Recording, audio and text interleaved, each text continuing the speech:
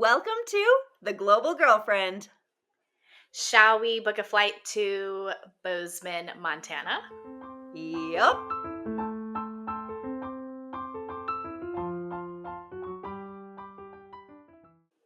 All right, everybody. Welcome back to The Global Girlfriend. My name's Brianna. And my name's Morgan. And we are your hosts of the Global Girlfriend podcast. We are a podcast for women who live abroad or who travel extensively. We're all about sharing stories, sharing tips, and connecting with like-minded women from all over the world. If it is your first time, welcome. And if you are back once more, thank you for coming back. We're so glad you're here. Today we have a really fun episode. We say that every week, but we have a really fun... We love all the episodes. We have a super fun episode this week for you, and it's our favorite things from cities we've called home. So Morgan and I have been very fortunate. We have lived in every corner of the world between the both of us, it seems or feels like. We've had the opportunity to live in some incredible cities, some big cities, some small cities, islands, villages, all of that kind of thing. We're not going to talk about every city that we've lived in between us, but each of us have chosen 2 cities that we want to share a little bit more about with you all. And this episode is a bit of a teaser for a longer series that's coming your way, where we are actually going to unpack and give full travel advice, guides, that sort of thing for all of the cities that we've lived in. So this is, you're going to get a little bit from each city today, and then you can look forward to the in-depth, full-length episodes later on. So welcome, Morgan. Why don't you fire away? Okay, yes, so city spotlight. So I'm going to start off with the first place that I lived in when I moved abroad, and you've probably heard me talk about it a few times through our podcast episodes, but one of my absolute favorite cities in the world is Madrid. So good old Madrid, Spain has a super special place in my heart. So just a little bit why I moved there. So when I was about to be a senior in college, I ended up doing this mission trip to Argentina, so in South America.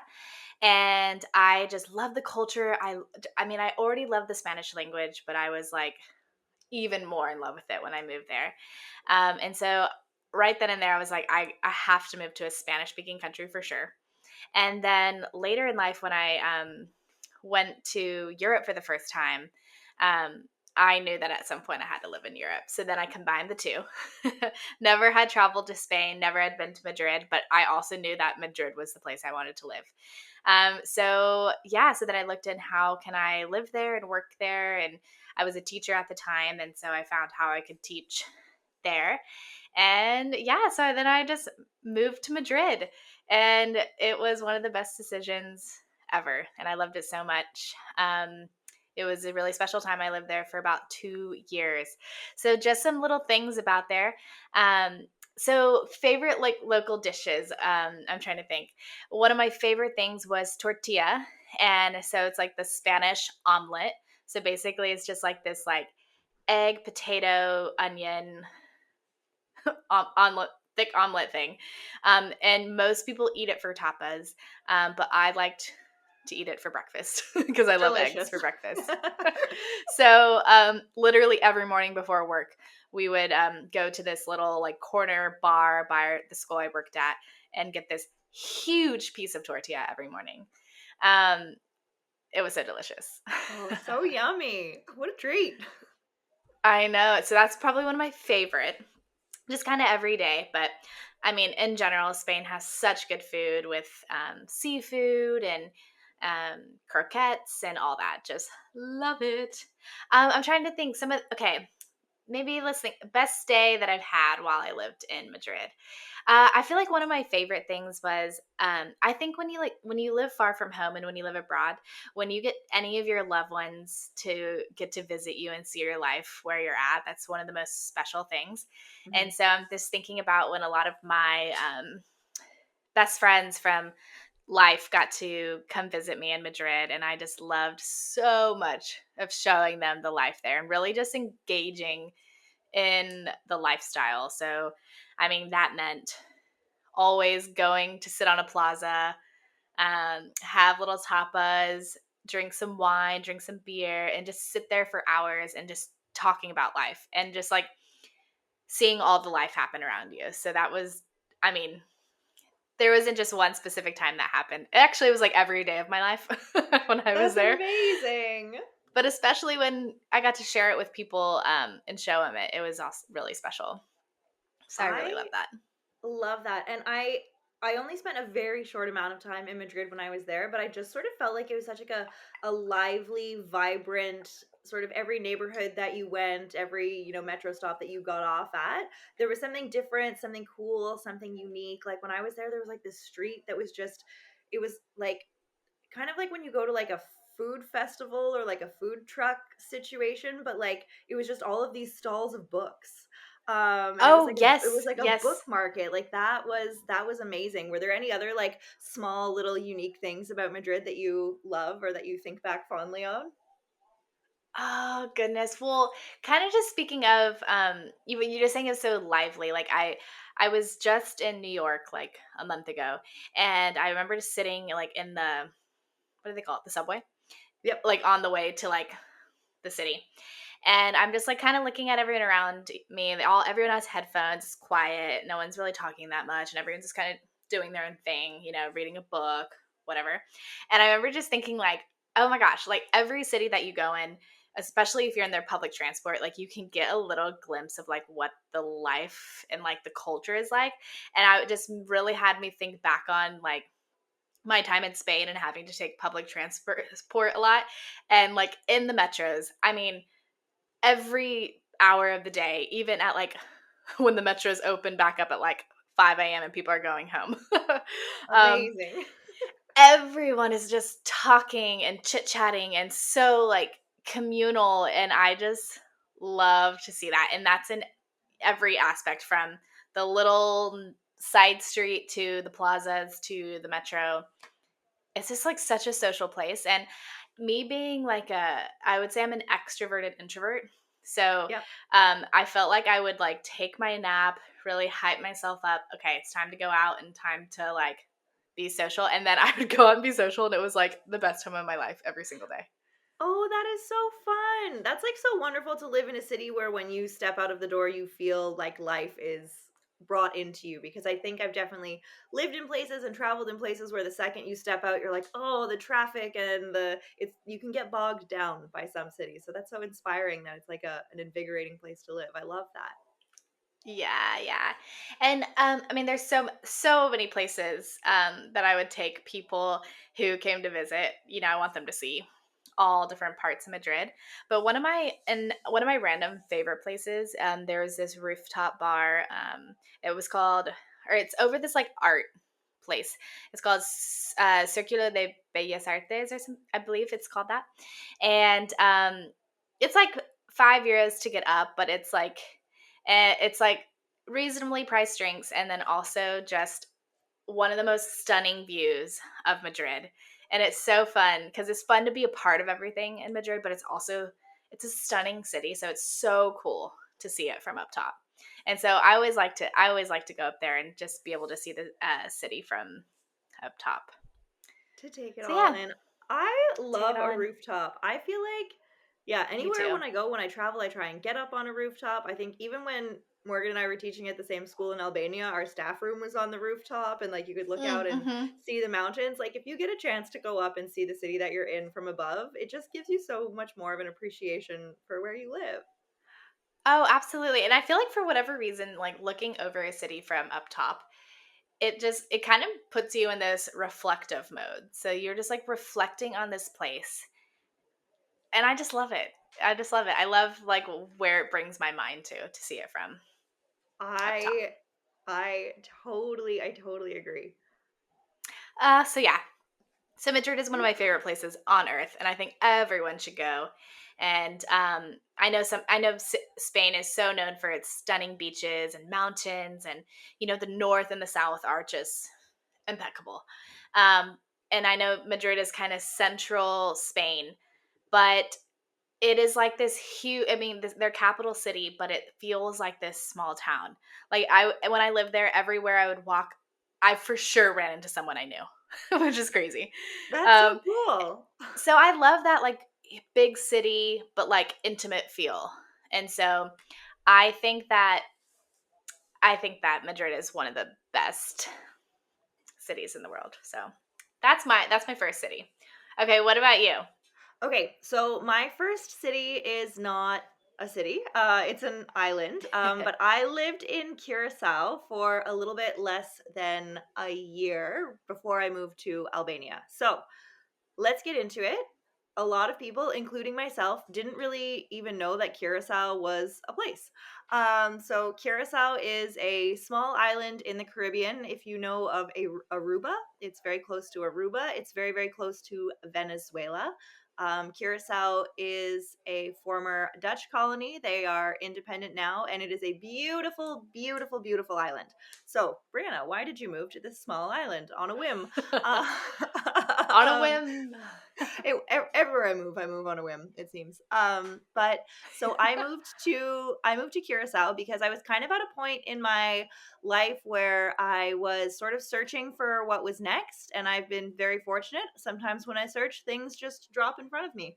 And I had been working Hmm. as a nanny in Toronto for a few years. I had started my own nanny business, which I realized was not my calling. And I was really trying to think about like, oh, what comes next? And my sister, shout out to Bethan, who is an international teacher, was like, my friends just had a baby and they teach at an international school in Curacao and they're looking for a nanny. Like maybe you could go and be a nanny in Curacao.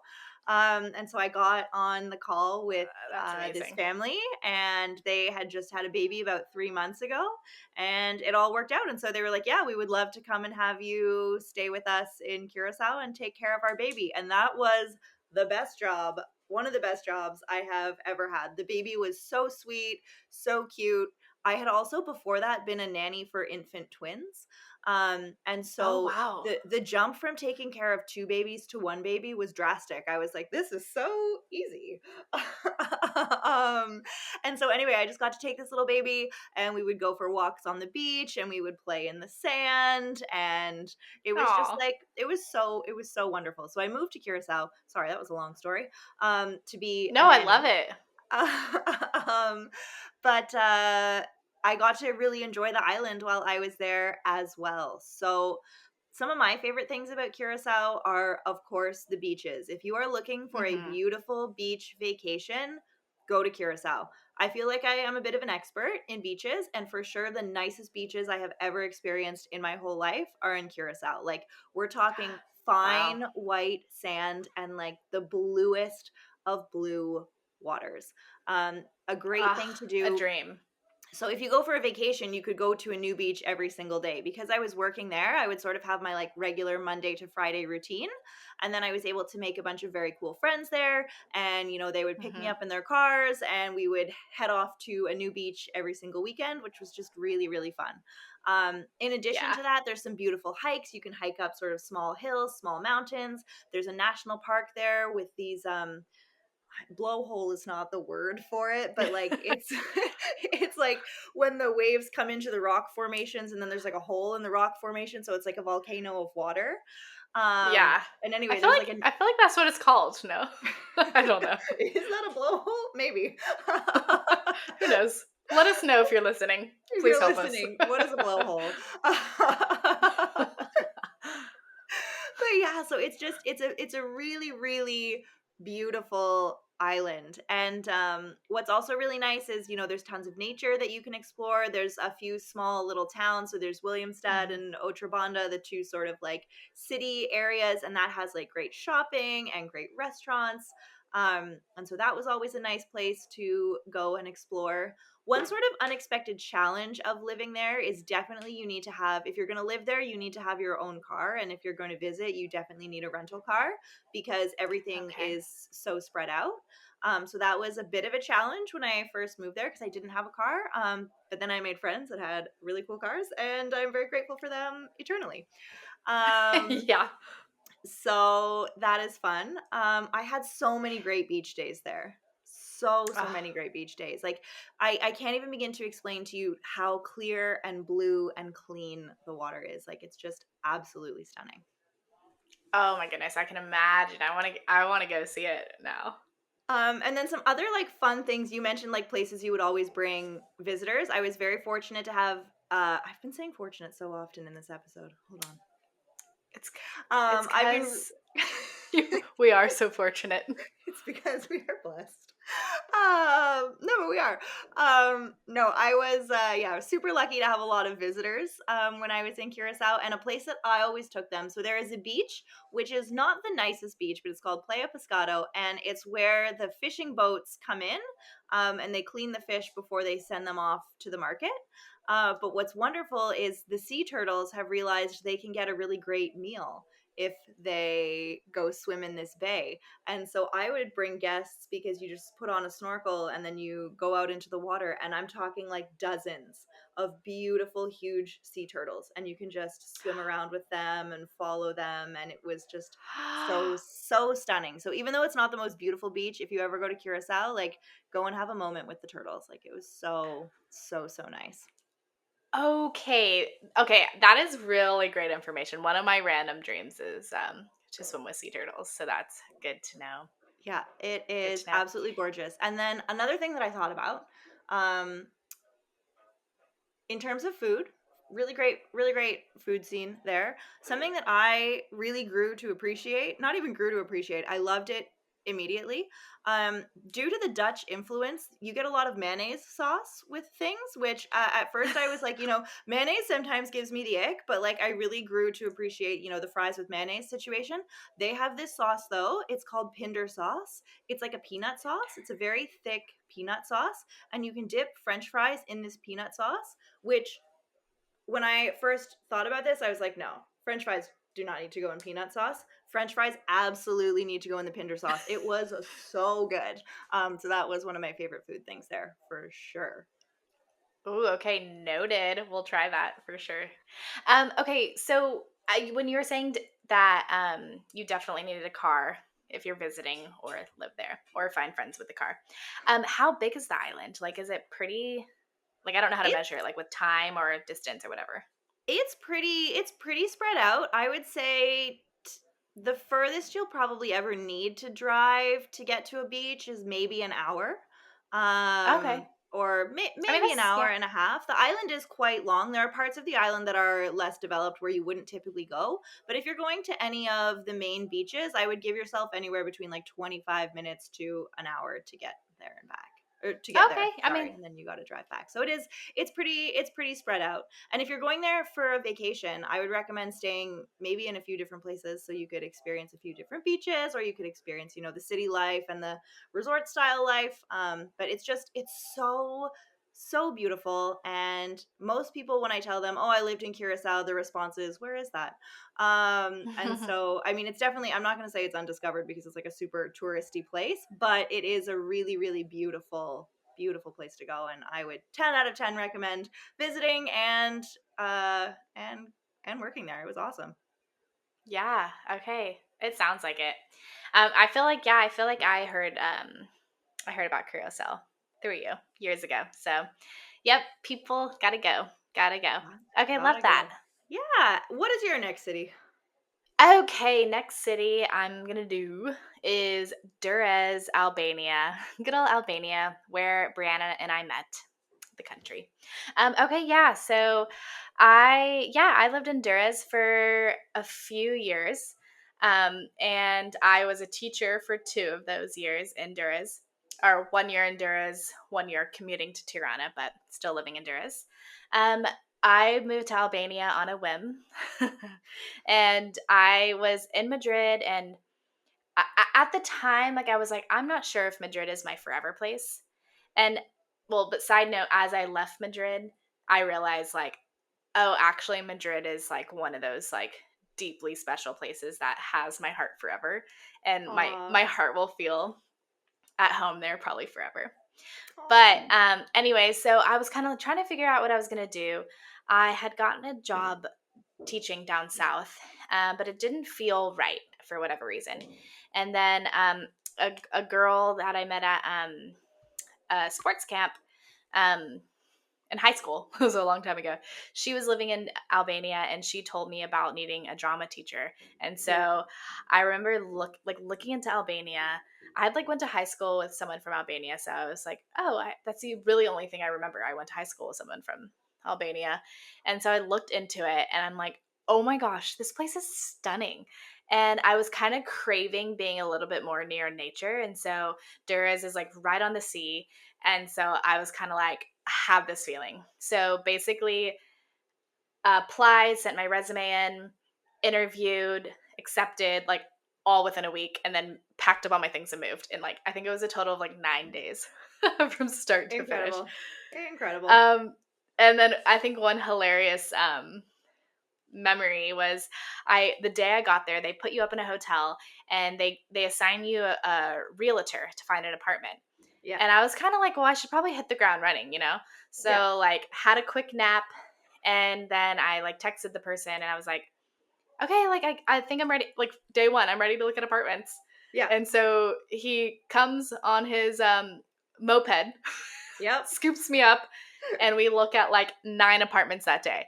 And I Wow. guess like I thought like I didn't know too much about Albania, so I still had in my head, I was like, oh, I think I want to live by myself in a cute like studio European apartment.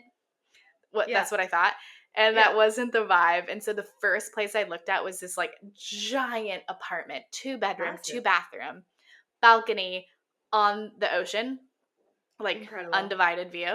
And I was Yeah. like, this is way too big. No, I need European, small, little.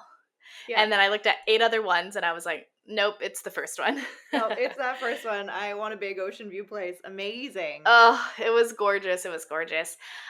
Goodness. Okay, so I'm always thinking about food because I think a way to really experience a place and know a place is their food, and I think so. There is a big Italian influence with food in Albania, and as you know, So and good. also with like the language. Like I feel Yeah. like everyone in Albania speaks Albanian and Italian. A little bit of Um, Italian. Exactly. And so, one of my favorite foods there, I loved a seafood pasta.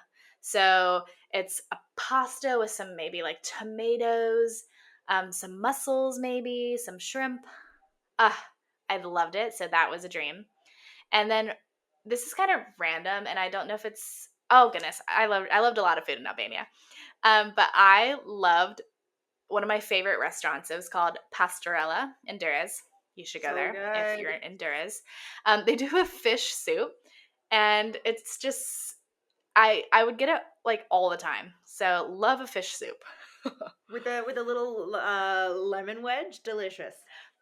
Oh, absolutely.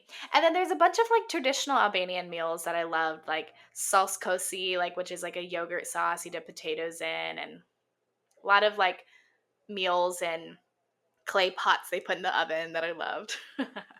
Ah, So good. The food in Albania is amazing. It is it amazing. is. It is fresh. It is well priced. We should just do a full episode on all the things you need to eat when you go to Albania because there's just so much goodness. Oh, I'm going to Albania in a few weeks and I just cannot wait to eat so many things. Oh, I can't wait for you either. Okay, yeah, we'll have to do a lot of things on Albania because I feel like Brianna and I have so many things to say about food, places, everything.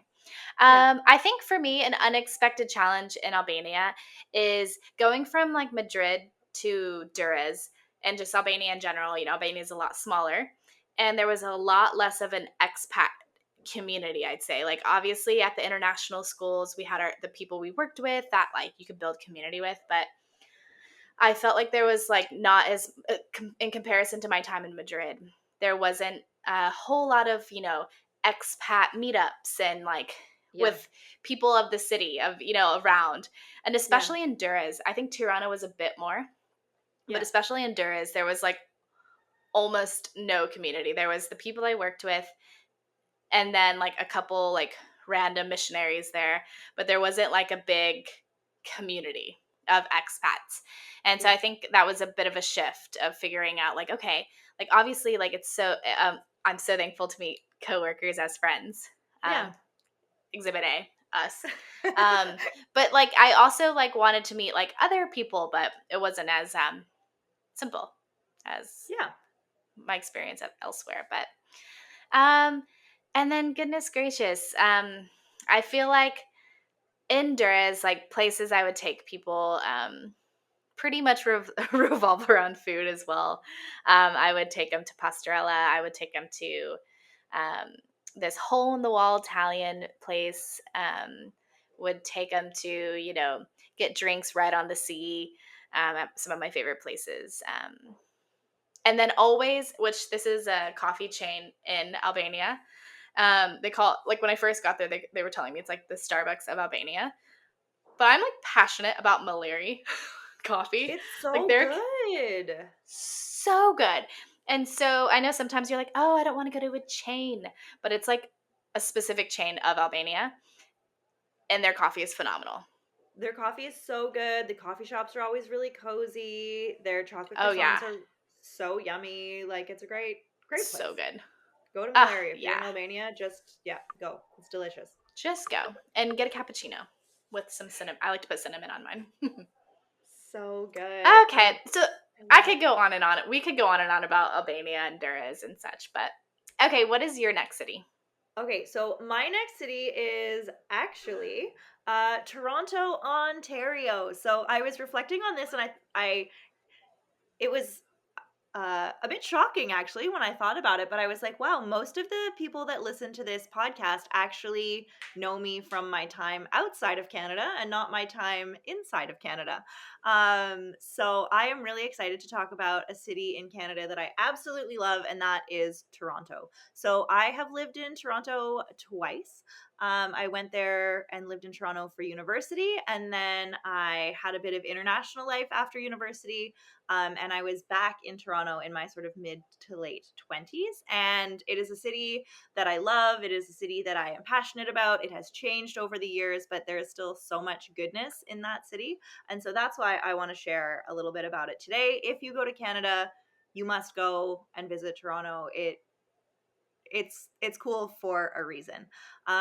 So some of my favorite things about Toronto are just I love how diverse the city is. And that may sound like a sort of cliche thing to say, but I feel like if you're sitting on the subway or you're sitting in a park, you look around and you can see people from all over the world. Literally every corner of the world are people in Toronto. And I just think that that's reflected in the neighborhood, that's reflected in the restaurant options that there are, that's reflected in the Hmm. festivals that happen every year. There's the Greek festival and the Caribbean festival, and like there's just so many wonderful things going on to celebrate diversity in Toronto. And so I love it for that reason. There is a really nice mix of like you can go and touch grass, you can see trees. It's called High Park, which is the Toronto version, I guess, of Central Park. But it's a beautiful, massive nature reserve where you can go for a run, you can go for a hike. There's tennis courts, splash pads. Like it's just a very central, sort of beautiful park that you can enjoy. And so I love that. There's the beaches. You can go to the beach, beautiful long strands of like sandy beaches. I mean, you got to swim in the lake, but whatever, it's fine. Uh, um, and there's just so many like community things you can join. I was in this like super community centered gym when I was in Toronto, which I absolutely loved. Whatever your interests and passions are, like you can find your group of people in Toronto. And so I totally love it. I would say, a challenge of Toronto is definitely it's a very expensive city. I've never hustled harder and worked harder to have less money than I had when I was in Toronto, because also when you're in a city, when you're in a city, you want to enjoy it. And Yeah. I really did, but it is expensive. So if you're thinking of moving there or visiting there, like it is big city prices, but worth it.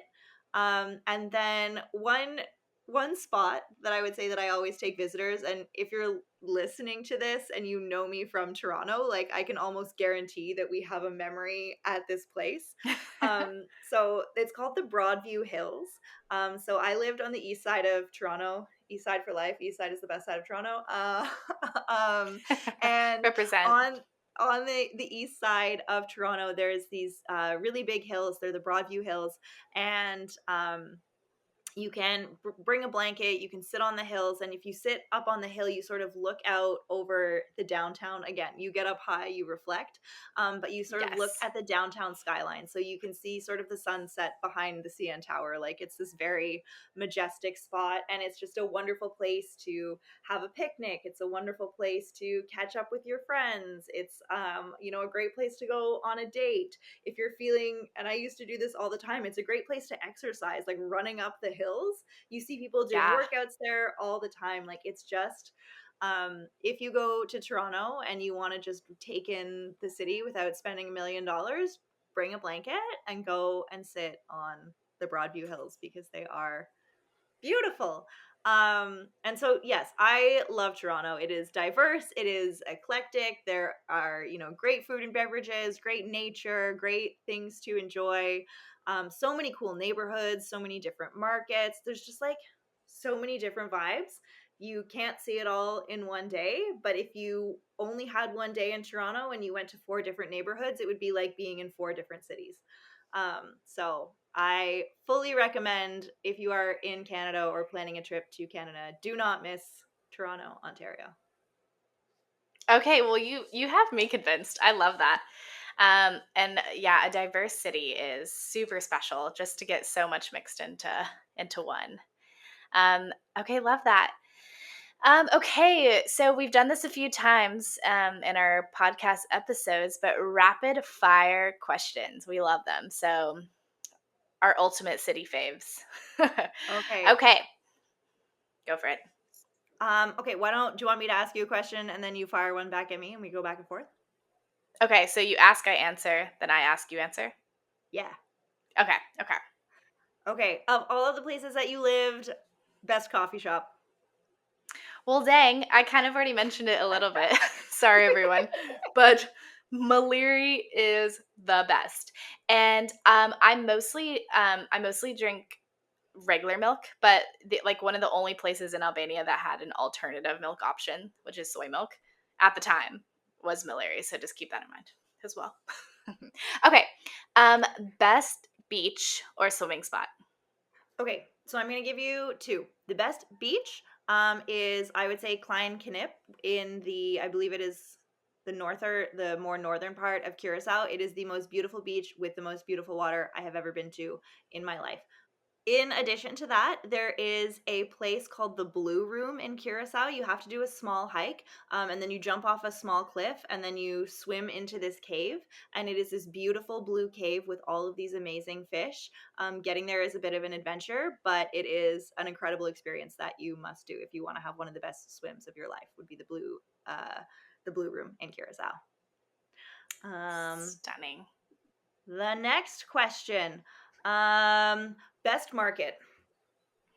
Okay. I'm thinking of a couple. Um, okay. Well, okay, first thing, Madrid. It's called El Rastro Market, and I think it happens Okay. every Sunday in the city. And it's just a market full of goods and clothes and art and such, and it's stunning. I'm gonna go with that one. Love Okay, it. next question. City with the best dating scene. Oh God, it's been so disappointing everywhere. It's tough. It's tough, isn't it? It's tough. I mean, I can't say there has been one city that has had a great dating scene, but I would say, if you're traveling around and you want to go on dates, I find I've always had better luck in bigger cities than in smaller Yeah. towns. I think there's just more options. So that would be my answer. Yeah. Okay. All right. So, everybody, I think that kind of brings us to the end of our favorite things from our favorite cities episode. We have loved sharing these sort of small tidbits and bits of information about cities that we have called home. And we're really excited to do more full length episodes. Definitely, we have to do one on Albania. But Mm-hmm. as the podcast evolves, we're going to get deep into and giving specific details for a lot of the places that we've lived. So we're excited to share that with you in the future. Yeah, absolutely. And thank you guys so much for joining us today. We always love getting to get on here and connect with y'all. Totally. And if you want to connect with us more, Morgan, where can people find us on the internet? Beautiful question. Beautiful question.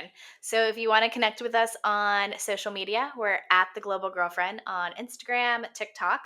Um, Also, thanks to Brianna, our website is in motion. So, it's a work in progress, but you can come see us there.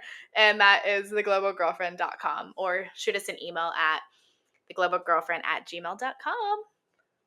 Amazing. So thank you guys so much for joining us. We have had so much fun talking about our favorite cities with you all. We Yeah. will have a new episode for you next week, and we hope to see you there. Bye. Yep. Bye.